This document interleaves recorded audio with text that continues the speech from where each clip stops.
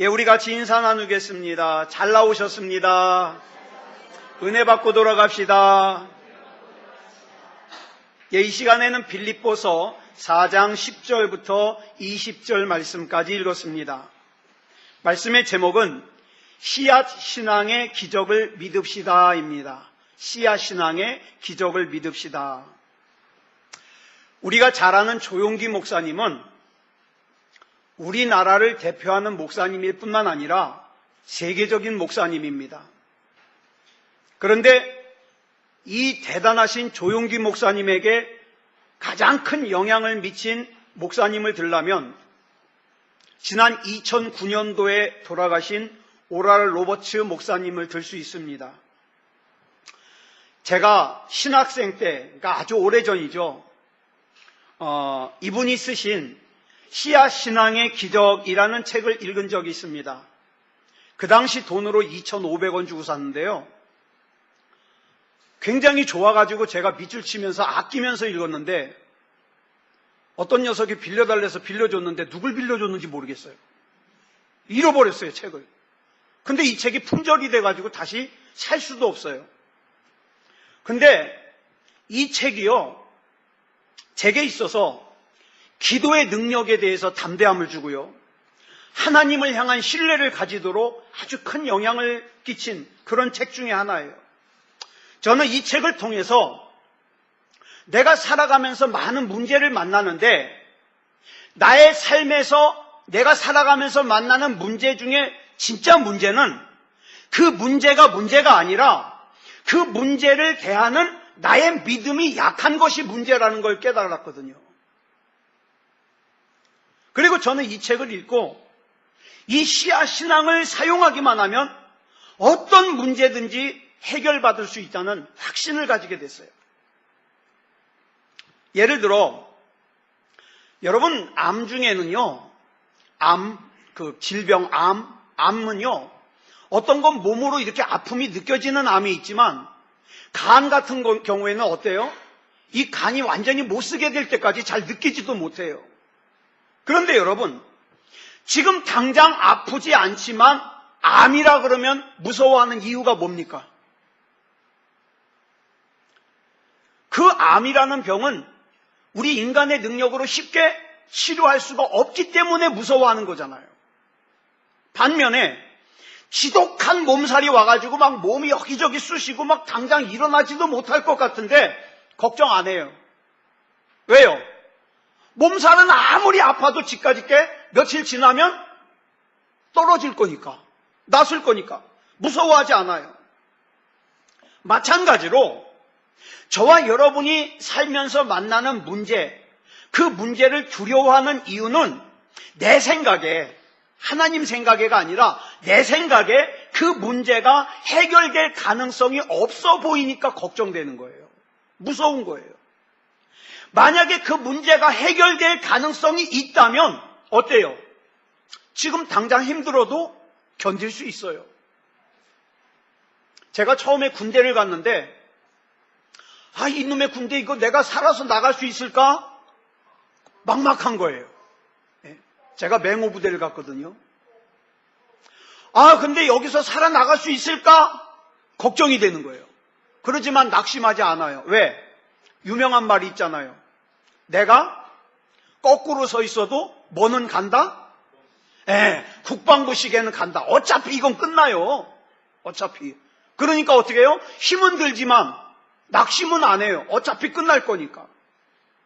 자, 그러면 도대체 이 씨앗 신앙이라는 게 뭘까요? 씨앗 신앙. 오랄 로버츠 목사님은요, 이 씨앗 신앙의 기적이라는 이 책에서 씨앗 신앙의 세 가지 중요한 원리를 설명하고 있습니다. 여러분, 우리 이거 가지고 있어야 돼요. 세 가지 중요한 원리. 첫 번째 원리는 하나님은 나의 공급원이시라는 사실을 믿어야 됩니다. 누가 나의 공급원이에요? 하나님. 우리 부모님도 아니고 우리 목사님도 아니고 하나님이 나의 공급원이에요. 두 번째 원리는 받기 위해서 먼저 주라는 거예요. 받기 위해서 먼저 주라. 세 번째 원리는 기적을 기대해라. 이 세 가지 원리. 자, 첫 번째 뭐예요? 하나님은 나의 공급원이시다. 두 번째 원리는 받기 위해서 먼저 주라. 세 번째 원리는 기적을 기대해라. 이 세 가지 원리 꼭 기억하시기 바랍니다. 이 오랄 로버츠 목사님이 쓰신 또 하나의 책이 있는데 고통의 풍랑 위를 걸을 때라는 책에서는 이 씨앗신앙을 또 한 번 얘기합니다.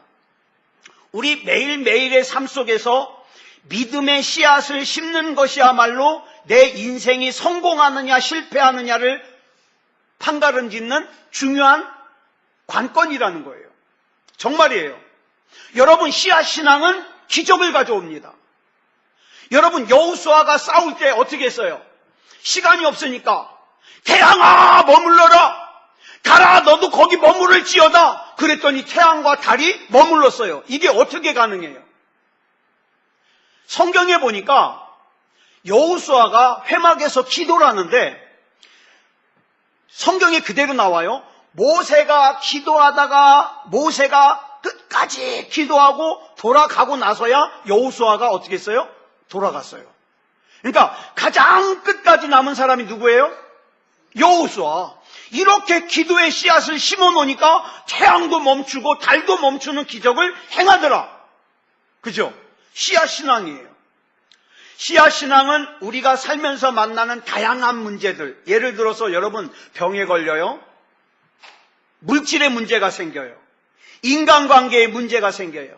내 장래가 암담해요. 이런 문제들요. 씨앗신앙을 심어 놓으면 해결받습니다. 해결받아요. 그러므로 저는 오늘 오랄 로버츠 목사님이 강력하게 주장했고 우리나라 조용기 목사님이 적극 그것을 수용해가지고 지금까지 가르쳐 오셨고 그것이 실제로 능력 있게 작용한다는 것이 수많은 사람들의 실천을 통해서 경험을 통해서 증명되고 입증된 이 씨앗신앙을 오늘 저와 여러분이 함께 나누려고 합니다. 자, 첫 번째 원리가 뭐라 그랬죠? 하나님께서 나의 공급원이시라는 사실을 믿어야 된다. 이 첫 번째 원리예요. 전도서 5장 19절 말씀 우리 같이 읽겠습니다. 시작.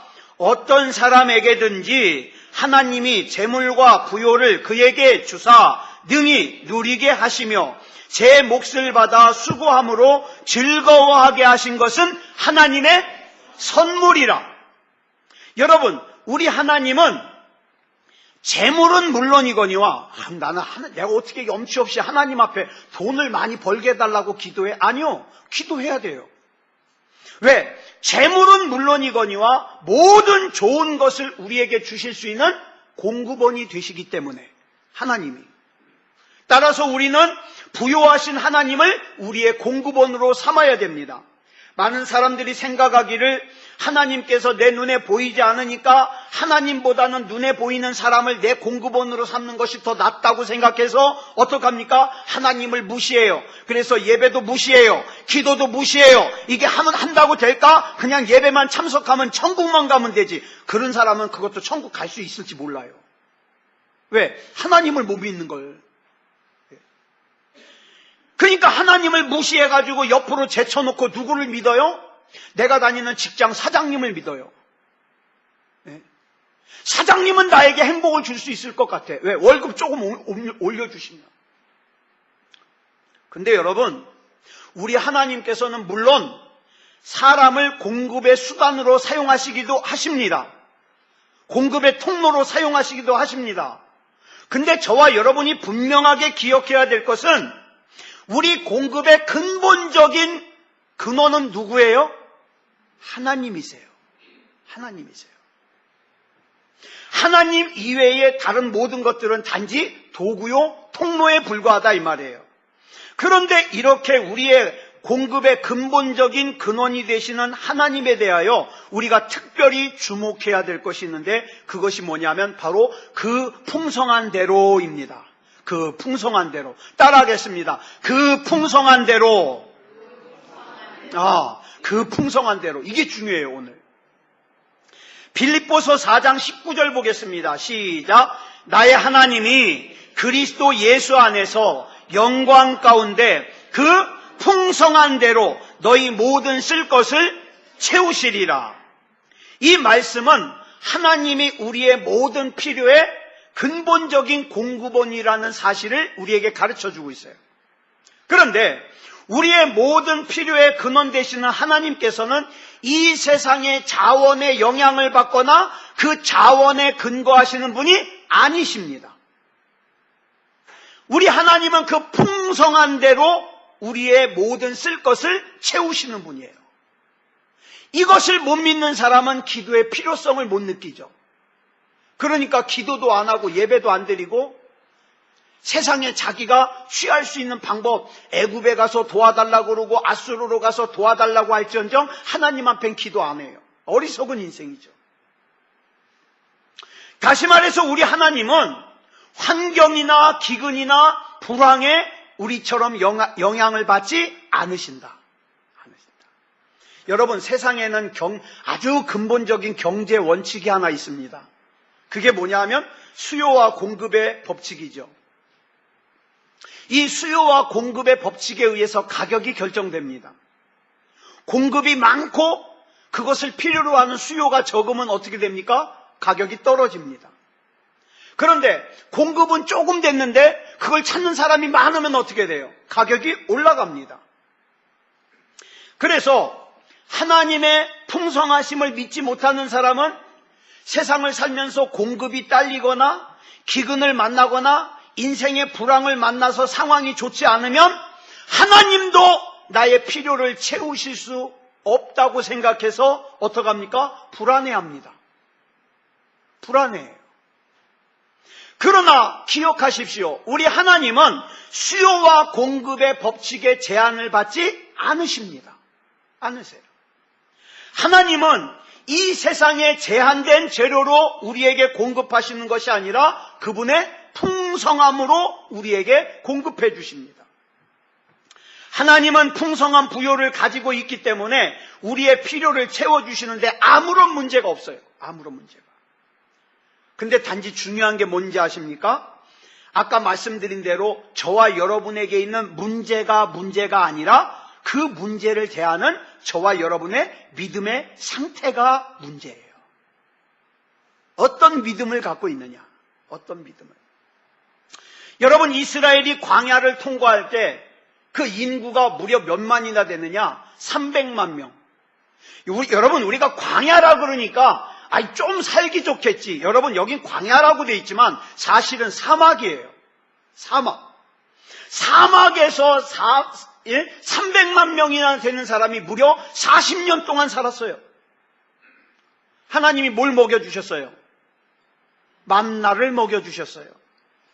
아시다시피 만나는 땅에서 나온 거예요? 하늘에서 내려온 거예요? 하늘에서 내려온 거예요. 전에도 말씀드렸는데 저는 성지순례를 못 갔어요. 그래서 사진으로만 보고 동영상으로만 봤어요.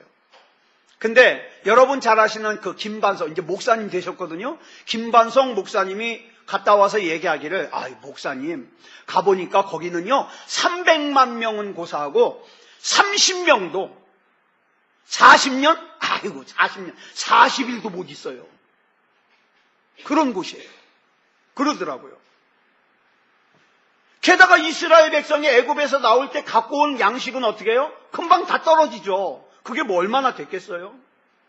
그러니까 이스라엘 백성을 광야에서 먹인 것은 순전히 뭐다? 하나님의 자신의 풍성함 가운데 채워주시고 먹여주신 거예요.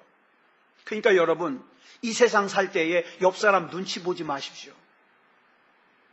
여러분에게 공급해 주시는 것은 옆 사람이 아니에요. 하나님이십니다. 하나님. 또 마지막 남은 밀가루로 떡을 만들어 가지고 자기 아들 주고 이제는 더 먹을 것이 없으니까 굶어 죽으려고 했던 사르밧 과부에게 누가 찾아왔어요? 엘리야가 찾아왔어요. 근데 놀랍게도 이 엘리야와 이 과부와 그녀의 아들 먹을 양식이 없는데 뻔뻔하기도 하죠. 저는 죽었다 깨나도 엘리야같이 그렇게 요구 못해요. 엘리야가 딱 가더니 분명히 그거 떡 하나 만들어가지고 애 하나 먹을 수 있는 양의 그 밀가루밖에 없는데 그걸로 먼저 떡 만들어서 누구에게 가져와라? 누구에게? 아니, 하나님이라 그러면 좀 나요. 나 먹게 나한테 갖고 와라. 나한테 갖고 와라. 이창원 목사가 그랬다가는 당장에 쫓겨날걸요? 그죠? 그죠? 자, 그런데 그 사르밧 과부가 순종했더니 흉년이 끝날 때까지 계속 밀가루와 기름이 생겨나더라. 그러면 그 근원이 뭐예요? 하나님이시죠. 풍성한 대로. 또 남편이 죽으면서 빚을 많이 남겨가지고 그 아들들을 종으로 붙잡혀가게 된 그 엘리사 선지자의 사환, 생도, 그러니까 신학생이에요. 신학생이 죽고 빚을 남겨가지고 지금 그 아이들이 종으로 붙잡혀가게 생겼어요. 그래서 그 부인이 와가지고 좀 도와달라. 그러니까 엘리사가 뭐라 그래요? 걱정하지 말고 가가지고 당신이 빌릴 수 있는 대로 빈 그릇을 온 마을에서 다 빌려다가 놓고 문 걸어 잠그고 그 당신 집에 있는 기름 한 병 있는 거 그거 거기다가 쏟아라. 그랬더니 어떻게 돼요? 세상에 아무리 쏟아도 계속 기름이 나오네. 그래서 그릇을 바꾸고 또 바꾸고 언제 기름이 그쳤어요? 언제? 그렇죠. 그릇이 더 이상 기름을 따를 그릇이 없을 때 기름이 딱 끊어졌어요. 누가 공급해 주신 거예요? 하나님이 공급해 주신 거예요. 풍성한 대로. 여러분 잘 아시는 오병이어의 기적이요. 놀랍게도 예수님이 축사하시자 보리떡 5개와 물고기 2마리로 장정만 5,000명을 먹이고도 12광주리가 남았어요. 이 기적들의 공통점이 뭐예요? 누가 무엇으로 사람들의 필요를 채워줬어요? 누가? 하나님이 무엇으로? 세상에 있는 수요와 공급의 법칙으로가 아니라 하나님의 부요하심으로 사람들의 필요를 채워줬어요. 중요한 건 그 하나님이 지금 나의 하나님입니다. 나의 하나님.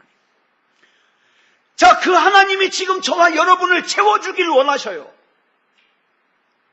그러므로 저와 여러분은 우리를 둘러싼 상황이 기근이 오든지 불황이 오든지 조금도 당황하거나 두려워하지 말고 믿음다운 믿음이어야 됩니다. 그래서 우리는 자녀들에게 믿음을 유산으로 물려줘야 돼요.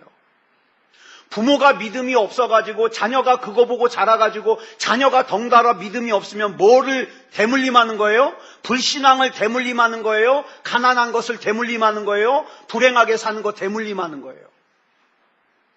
부모가 목숨 걸고 하나님 앞에 믿음다운 믿음으로 살아 그걸 자녀에게 보여주면 그 자녀도 믿음의 삶을 살지요.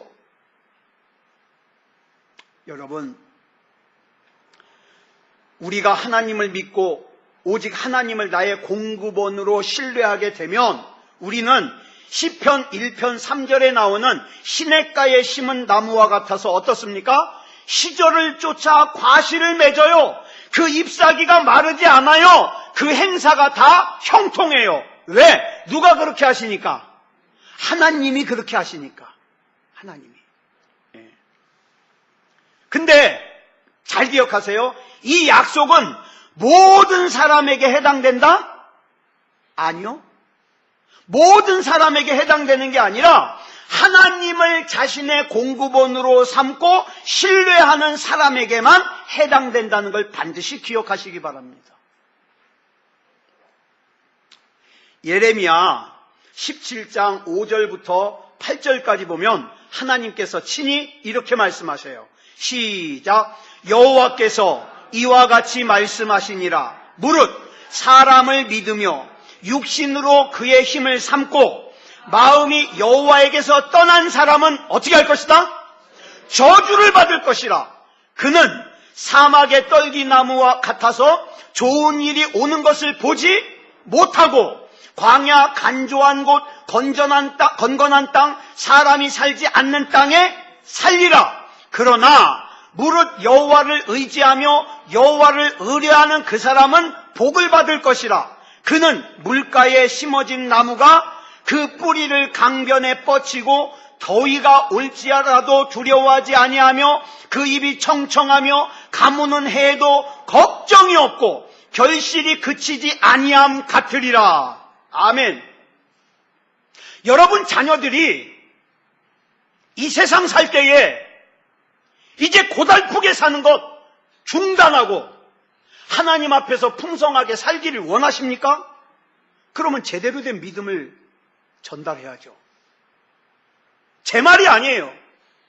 우리 지금 방금 같이 읽은 이 말씀 가운데 하나님을 믿지 않고 신뢰하지 못하는 사람은 고달퍼요. 그런데 하나님을 신뢰하고 믿는 사람은 어떻습니까? 가뭄이 와도 더위가 와도 두려워하지 않아요. 하나님이 책임지시니까.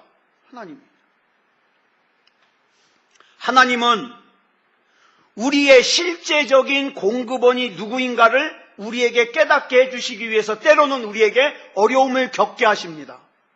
여러분 예수 잘 믿어도, 여러분 믿음이 좋아도 때로는 어려움 만나요.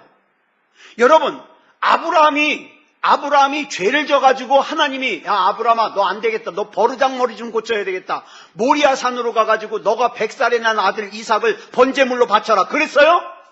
아니요. 하나님은 아브라함의 믿음을 확인하고 싶은 거예요. 너 정말 나를 공급원으로 믿냐? 그러면 너 눈에 넣어도 아프지 않은 독자 이삭, 아들 이삭 모리아 산으로 데려가서 한번 바쳐봐. 확인하고 싶은 거예요. 그래서 실제로 우리가 어려움을 경험하는 것을 통해서 사람들에게서 뭘 확인하고 싶은가? 그 확인하고 싶은 것이 시편 146편 3절로 6절에 나와요. 같이 읽어볼까요? 시작. 귀인들을 의지하지 말며. 자 보세요. 여기 이 귀인이 뭐예요? 지체가 높은 사람, 여러분 다니는 회사 사장, 회장, 여러분에게 도움 줄 것 같은 사람, 여러분이 하나님보다 더 많이 믿는 사람, 그게 귀인이에요. 그 귀인을 어떻게 하지 말고? 의지하지 말고. 계속 읽습니다. 시작.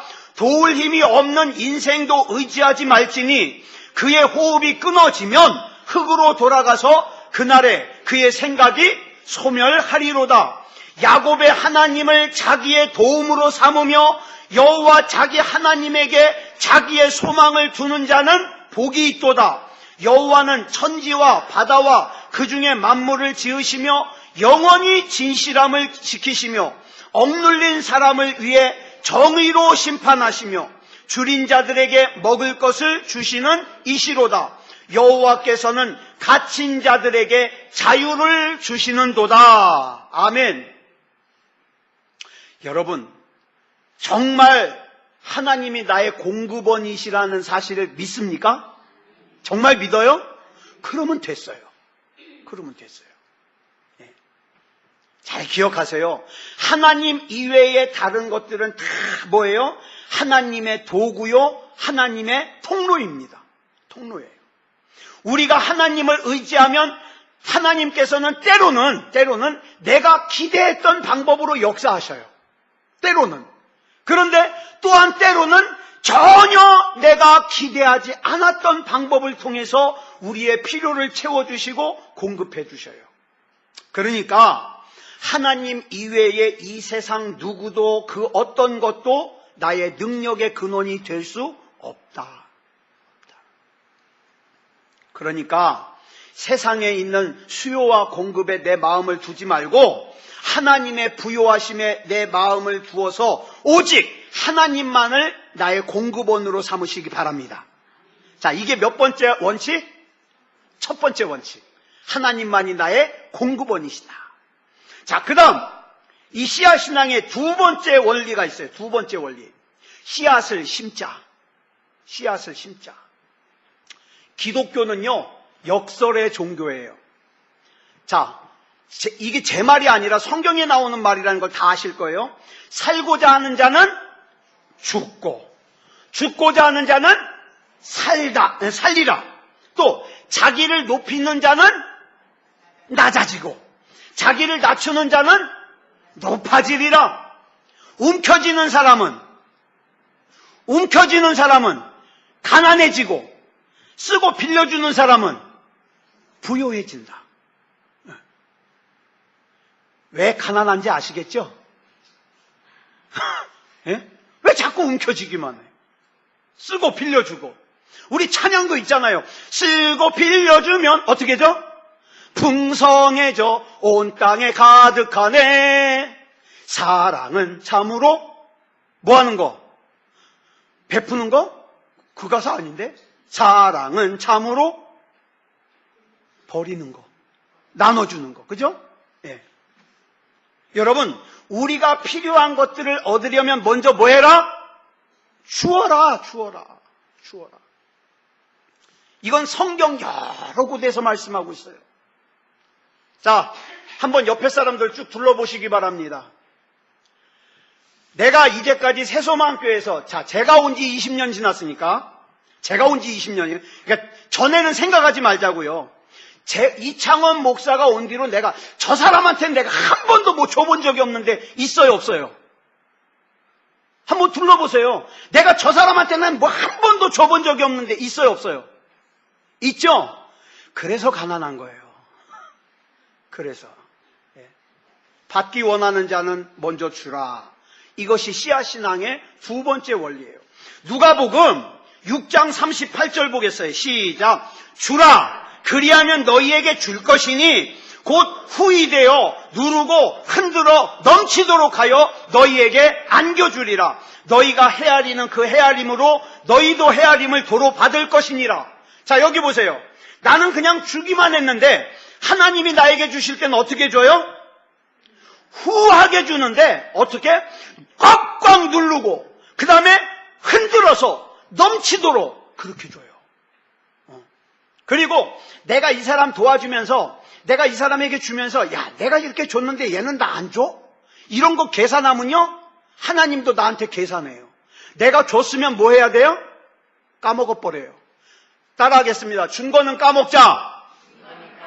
준 건 까먹자. 왜? 준 건 까먹는 거예요. 내가 줬는데 이게 나한테 할 짓이야? 아니요. 그러면 복 못 받아요. 준 건 까먹어야 돼요. 준 건. 여러분, 내가 누군가에게 무엇을 줄 수 있는 기회가 있다는 건 뭡니까? 내가 하나님으로부터 받을 수 있는 기회가 왔다는 거예요. 그러니까 내가 누군가에게 무언가를 줄 수 있는 기회를 잃어버렸다는 거, 거절했다는 거, 곧 뭐를 거절하는 거예요? 하나님 앞에 내가 받을 수 있는 걸 거절하는 거예요. 거절하는 거. 이거는 하나님께도 마찬가지고 다른 사람들에게도 마찬가지예요. 우리가 숨을 쉴 때 어떻게 해요? 계속 들이쉬기만 하나요? 아우, 나는 숨 내쉬는 거 나는 아까워. 이거 조금만 해봐요. 계속 들이쉬기만 해봐요. 죽어요. 새로운 공기를 들이쉬려면 어떻게 해야 돼요? 속에 있는 거 내쉬어야 돼요. 내쉬어요. 자, 농사 짓는 사람이 추수하려면 반드시 해야 되는 게 있어요. 뭐 해야 돼요? 추수하려면 씨를 심어야죠. 저는 생긴 건 농사꾼이지만 전 농사 한 번도 못 져봤어요. 자, 여러분, 농사 져보신 분들, 씨를 심을 때 내가 가지고 있는 것 중에서 제일 좋은 거 심어요? 제일 하찮은 거 심어요? 제일 좋은 거 심어요. 그래야 많이 거두니까. 제일 좋은 거 심어요. 여러분, 씨앗을 심는 거는 굉장히 중요합니다. 농부가 밭에 아무 씨앗도 심지 않았는데 논두렁에서 밭에서 통성기도해요. 밤에. 하나님, 곡식을 많이 거두게 해주시옵소서. 자, 그러면 거두죠? 심어야 거두죠. 심어야. 근데 제가 농담이 아니라 실제 예수 믿는 사람들 중에 그런 사람들이 있어요. 가만히 뭐 실제는 몰라요. 제가 볼 때 이 사람은 하나님 신뢰 안 하는 것 같아. 응? 예배도 이상하게 드려. 하나님 앞에 집중도 안 해. 지 마음대로 드렸다 안 드렸다 해. 믿음의 씨를 심지도 안 해. 기도도 안 해. 근데요, 하나님 앞에 기대하는 건 또 대단해요. 하나님께서 복 주실 걸 믿는데, 강단에서 복 받을 걸 믿습니까? 그러면 입이 찢어지라고 아멘 그래요. 심는 건 이상하게 심으면서. 이런 사람들을 향하여서 여러분, 예배 잘 드리고 기도 잘하고 그런 사람 말고, 예배도 이상하게 드리고 그 다음에 하나님 신뢰도 않고 믿음의 씨도 안 심고 기도도 안 하고 그런 사람이 하나님의 복 받을 걸 기대하는 사람, 요 사람들에게 갈라디아서 6장 7절로 8절에서 이렇게 말씀하고 있어요. 시작. 스스로 속이지 말라. 하나님은 업신 여김을 받지 아니하시나니 사람이 무엇으로 심든지 그대로 거두리라. 자기의 육체를 위하여 심는 자는 육체로부터 썩어질 것을 거두고 성령을 위하여 심는 자는 성령으로부터 영생을 거두리라. 아멘. 여러분, 전 이런 사람들 많이 만나봤어요. 나중에 자기가 잘 되면 이렇게 하겠대. 아유, 목사님, 나 로또만 당첨되면 내가 건축원금을 갖다 그냥. 아니요. 나중에 돈 많이 벌면 내가 하나님의 일을 내가 멋있게 할게요. 근데요, 제가 가만히 보니까 지금 못하는 사람은 로또 당첨돼도 못해요. 동감하시죠? 그런 사람은 로또 당첨되면 어떻게 해요? 아유, 내가 로또까지 당첨됐는데 이 코딱지만한 교회 내가 어떻게 다녀? 대형 교회로 몰래 가요. 이창원 목사가 신방 가면 뭐라 그래요? 리휴? 지금 안 하면 못해요. 그죠? 지금 안 하면. 농부는 먼저 씨를 뿌립니다. 마찬가지로 우리도 성경이 약속하고 있는 복을 누리려면 어떻게 해야 돼요? 먼저 복의 씨앗을 심어야죠. 이게 하나님 앞에 복받고 기적을 체험하는 두 번째 원리예요. 고린도후서 9장 5절을 보면 연보, 헌금에 대해서 말씀을 기록하고 있는데 여기에 이 연보 대신에 예배를 제가 넣었어요. 예배. 그래도 말이 돼요.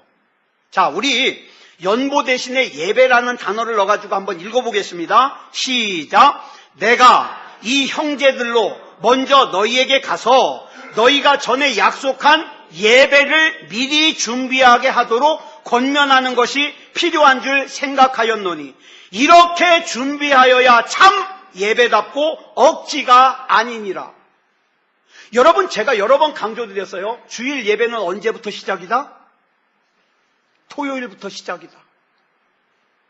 내가 하나님 전혀 생각하지 않고 은혜와 전혀 동떨어진 토요일 밤을 보내면 주일날 은혜가 안 돼요. 그러니까 어떻게 해요? 예배 드리면서 잡생각하고 그 다음에 뭐예요? 왜 이렇게 오늘 설교가 길어 막 그러고 말이죠. 아니면 자고 말이죠. 그런다 이 말이에요. 여기서 미리 준비하는 게 뭐냐? 씨를 심는 거예요.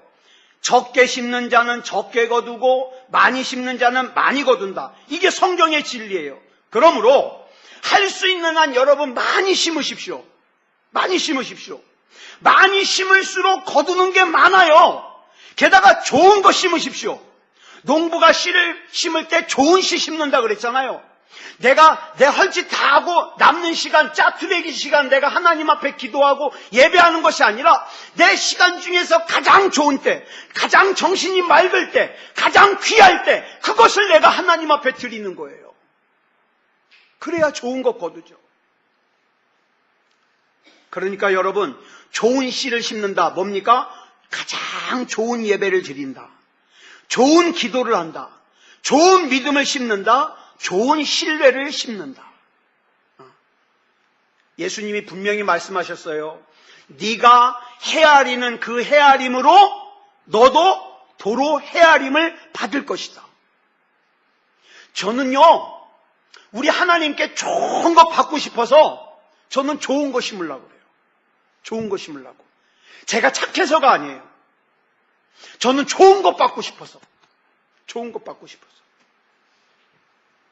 하나님께 인색하고 계산하고 안 좋은 씨 심는 사람은요, 하나님께서 그 사람을 그렇게 대하시겠다는 거예요. 아마도 성경에서 가장 심을 것이 없었던 사람을 들라면 엘리야가 찾아갔던 그 사르밧 과부를 들 거예요. 당시는 기근이 굉장히 심할 때였어요. 과부에게는 한 조각 떡 구워 만들 수 있는 밀가루밖에 없었어요. 근데 그것을 갖다가 어디서 왔는지도 모르는 엘리야라는 양반이 오더니 자기한테 먼저 만들어서 갖고 오래. 그거 하나밖에 만들 수 없는데. 근데요, 이 사르밧 과부가 하나님의 은혜를 입었다는 게 뭘로 알 수 있느냐? 그런 얼토당토하는 요구를 하는 엘리야 선지자에게 눈을 흘겨요, 안 흘겨요? 안 흘겨요. 여러분에게 분명히 하나님께서 어떤 마음을 주실 때가 있어요. 근데 하나님이 주시는 그 마음에 대해서 눈을 흘기고, 하나님 참 답답하십니다. 왜 나한테 그걸 하라고 그러십니까? 그러면 하나님이 그것을 통해서 나에게 주시려고 했던 복을 걷어차는 거예요. 걷어차는 거예요. 만약에 이 사르밧 과부가 그 떡으로 하나 만들어가지고 엘리야 선지자에게 눈을 흘기면서 이 정신나간 양반아, 이거 하나 남았는데 이거 우리 아들 먹이고 이젠 더 먹을 것도 없는데, 그리고 아들 먹였다면 어떻게 될까요? 다 그 가뭄에 굶어 죽었을 거예요. 그런데 가뭄이 끝나도록 밀가루 통해서 밀가루가 떨어지지 아니하고 기름 통해서 기름이 떨어지지 않았어요. 그래서 하나님의 풍성하신 기적 가운데 다 살아남았어요. 여러분, 사람들은요, 돈의 액수로 그 가치를 평가합니다. 그죠? 그죠? 헌금도 할 때 10,000원 헌금하면 우리가 생각할 때 그 가치가 10,000원이잖아요. 50,000원 헌금하면 그 가치가 50,000원이에요. 근데 예수님은 아니에요. 예수님은 그 돈의 가치로 평가하시지 않고 어떻게 해요? 그 중심으로. 자, 볼까요? 마가복음 12장 41절로 44절 우리 같이 읽겠습니다. 시작.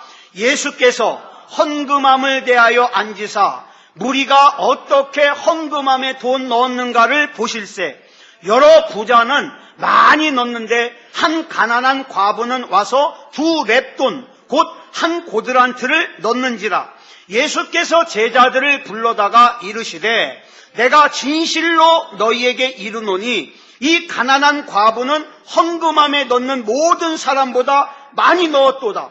그들은 다 그 풍족한 중에서 넣었거니와 이 과부는 그 가난한 중에서 자기의 모든 소유 곧 생활비 전부를 넣었느니라 하시니라. 똑같은 양의 헌금을 드리더라도 그 사람의 형편이 어려우면 어떻게 해요? 하나님 앞에서 그 헌금의 가치가 큰 거예요. 하나님 앞에서. 바꿔 말해서 가치가 크다는 건 뭡니까? 그만큼 내 마음이 담겼다는 것이고 더 좋은 씨를 심는다는 거죠. 풍성한 열매를 기대할 수 있다는 거죠. 그러니까 여러분, 우리가 이제 예를 들어서 똑같이 하나님 앞에 10,000원을 헌금했다 그럴 때 하나님께서 받으시는 마음은 다 달라요. 그죠? 다 달라. 그러니까 여러분, 저와 여러분은 하나님 앞에서 나는 시간이 없어, 나는 바칠 것이 없어 그러지 말고요. 적은 가루, 적은 기름으로라도 심으시기 바랍니다. 심으세요. 이렇게 심었을 때 우리는 뭘 기대할 수 있어요? 세 번째 원리인 하나님의 기적을 기대할 수 있어요. 하나님의 기적을. 아무쪼록 씨앗신앙의 기적을 믿고 믿음의 씨앗을 심고 하나님의 기적을 기대하는 그런 저와 여러분이 되길 바랍니다. 여러분, 이제 오는 수요일이면 추석이잖아요. 추석이 뭡니까? 우리로 말하면 추수감사잖아요. 거두는 거예요. 좋은 씨 많이 심은 사람은 많이 거두고, 적게 심은 사람은 적게 거두고. 우리 인생도 마찬가지예요. 하나님 앞에서 추수할 때, 나중에 추수할 때 하나님 앞에서 내 예배, 내 기도, 내 시간, 내 마음 어떻게 심었느냐에 따라서 또 어떻게 해요? 마지막 결산 추수가 달라요.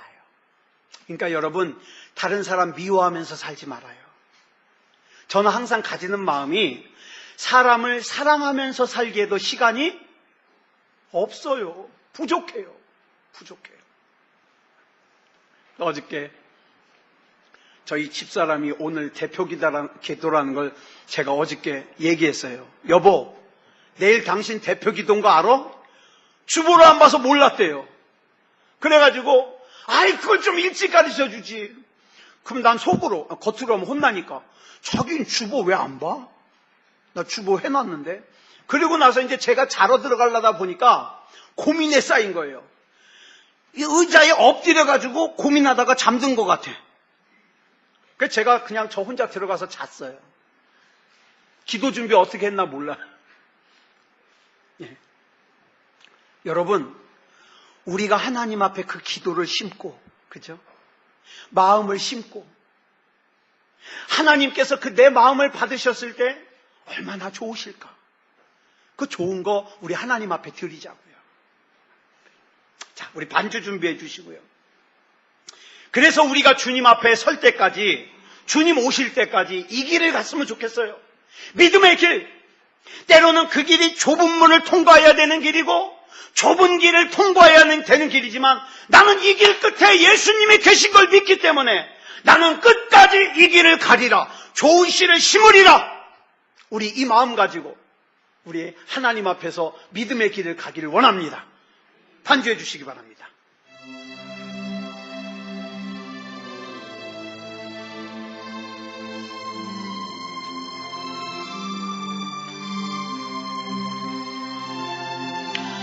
주님 다시 오실 때까지 나는 이 길을 가리라.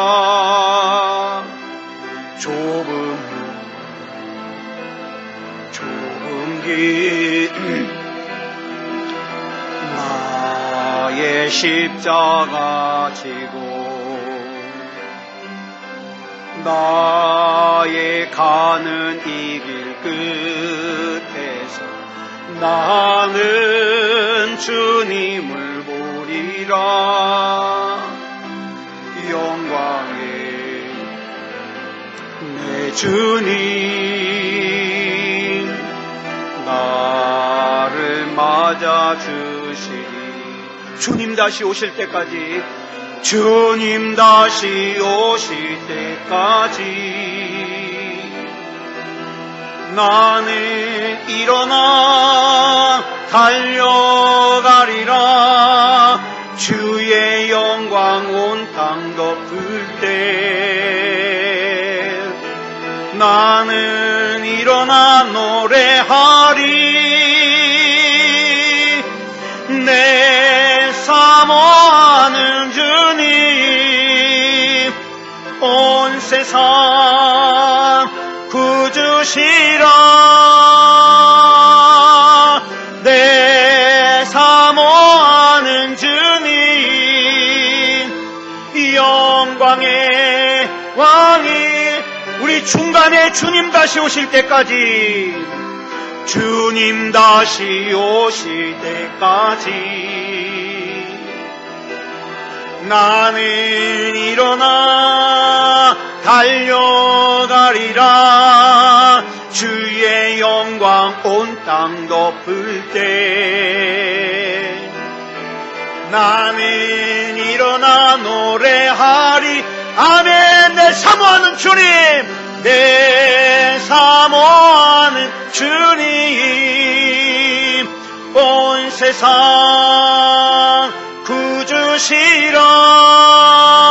구주시라. 내 사모하는 주님 영광의 왕이 내 사모하는 주님, 내 사모하는 주님 온 세상 구주시라. 내 사모하는 주님 영광의 왕이시라.